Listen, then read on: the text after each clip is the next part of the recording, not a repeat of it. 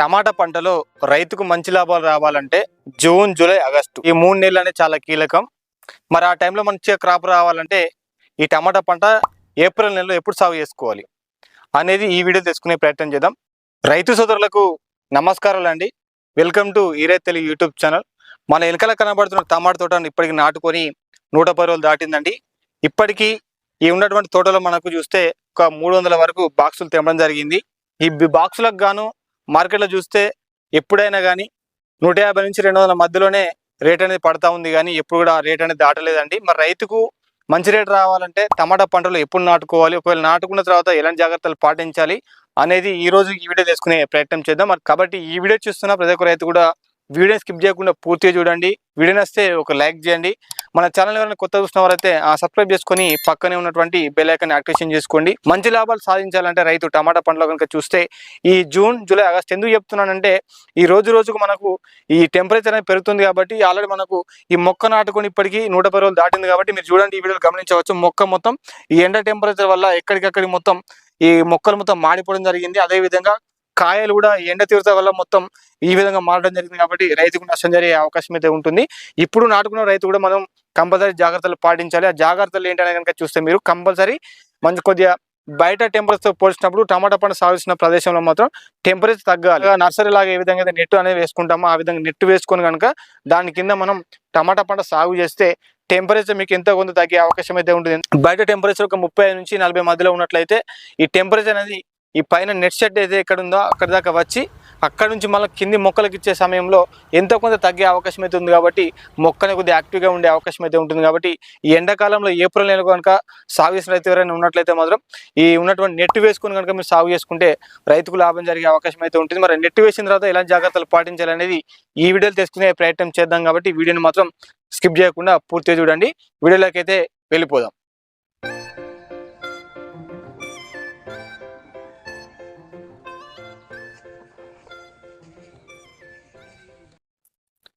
మన వెనకాల కనబడుతున్న టమాటా తోట నాటుకొని ఇప్పటికి 3 రోజులు అవుతుంది. ఏప్రిల్ 18వ తారీఖు నాటడం జరిగింది. ఈ రోజు ఏప్రిల్ 21వ తారీఖు. జూన్, జూలై, ఆగస్టు ఈ 3 నెలలు కనుక చూస్తే మంచి దిగుబడి సాధిస్తే రైతుకు ఒక 1000 రూపాయల వరకు కూడా బాక్స్ పోయే అవకాశం అయితే ఉంటుంది. కాబట్టి టమాటా పంటలో మంచి లాభం జరిగే అవకాశం అయితే ఉంటుందనే ఉద్దేశంతో ఈ పంట అనేది నాటుకోవడం జరిగింది రైతు అనేది.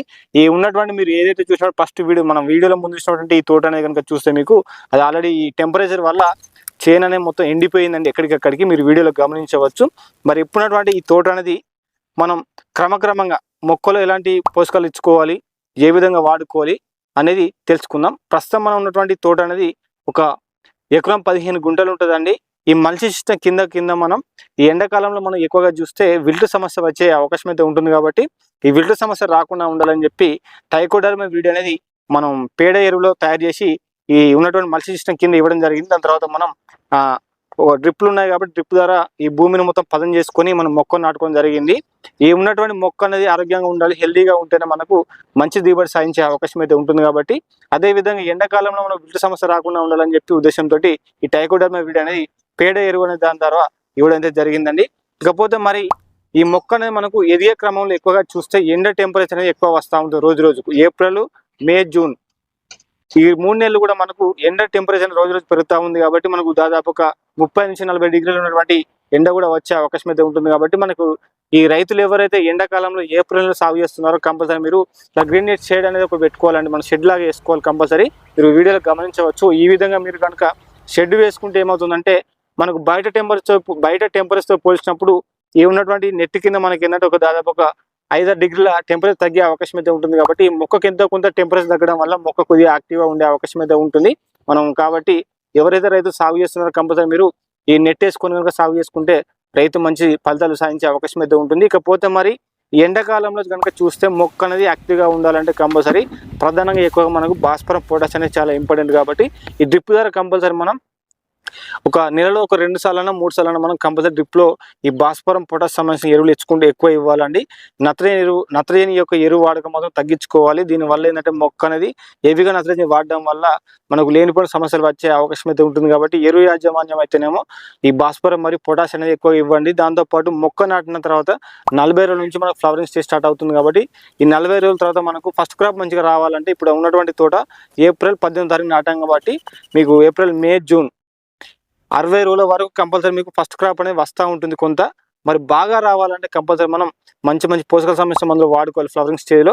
ఎప్పుడైనా గుర్తుపెట్టుకుని ఫ్లవరింగ్ స్టేజ్లో మనకు మొక్క అనేది మెత్తదనంగా ఉంటుంది కాబట్టి హెవీగా హార్డ్ మందులు కాకుండా ఈ మెత్తదన సంబంధించిన మందులు మార్కెట్లో ఏమున్నాయి దాని ఏమున్నాయి తెలుసుకొని కనుక వాడుకుంటే దాని తగ్గట్టు మీకు న్యాయం జరిగే అవకాశం అయితే ఉంటుంది. కాబట్టి కంపల్సరీ మీరు ఏప్రిల్లో సాగు చేసిన రైతు మొక్క మాత్రం ఎలాంటి హాని కలిగించకుండా మొక్క ఆరోగ్యంగా ఉండే విధంగా మందులను వాడుకునే ప్రయత్నం అయితే చేయాలి. ఇక విల్టు సమస్య రాకుండా ఉండాలంటే కంపల్సరీ మనం తగిన జాగ్రత్తలు పాటించాలి ముందే.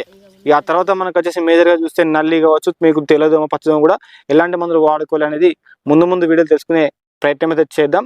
ఇప్పుడైతే ఎవరైతే సాగు చేస్తున్నారో మీరు కంపల్సరీ మొక్క యాక్టివ్ ఉండాలంటే కంపల్సరీ ఈ ఉన్నటువంటి భాస్వరం మాత్రం అదే భాస్వరం మరియు పొటాష్ అనేది రిప్లై ఇవ్వండి. అదేవిధంగా మొక్క యొక్క ఆకుల ద్వారా మొక్కలకు కూడా అందించే ప్రయత్నం అయితే చేయండి. ఇకపోతే మీరు ఈ ఉన్నటువంటి తెగుళ్ళ సమస్యలు కూడా మనకు ఎక్కువగా వచ్చే అవకాశం అయితే ఉంటుంది. కాబట్టి తెగుళ్ళకు కూడా మనకు మార్కెట్లో చాలా రకాల మందులు అందుబాటులో ఉంటున్నాయి. కాబట్టి మీరు ఉన్నటువంటి సందర్భాన్ని తగ్గట్టే మందులను వాడుకునే ప్రయత్నం అయితే చేయండి. హెవీగా మాత్రం మందులు వాడాల్సిన అవసరం లేదండి. మీరు టమాటా తోటలో సమస్య తగ్గట్టు మనం మందులు వాడుకుంటే ఎక్కువ ఖర్చు పెట్టే అవసరం అయితే ఉండదు. కాబట్టి ఎవరైతే రైతులు ఈ టమాటా పంట సాగు చేస్తున్నారో ఈ ఏప్రిల్ నెలలో కనుక చూస్తే ఎలాంటి మందులు వాడుకోవాలి అనే దాని గురించి కూడా మీకు ఒక వీడియో కావాలనుకుంటే కింద కామెంట్ రూపంలో అడగండి, నేను దాని గురించి కూడా వీడియో చేస్తాను.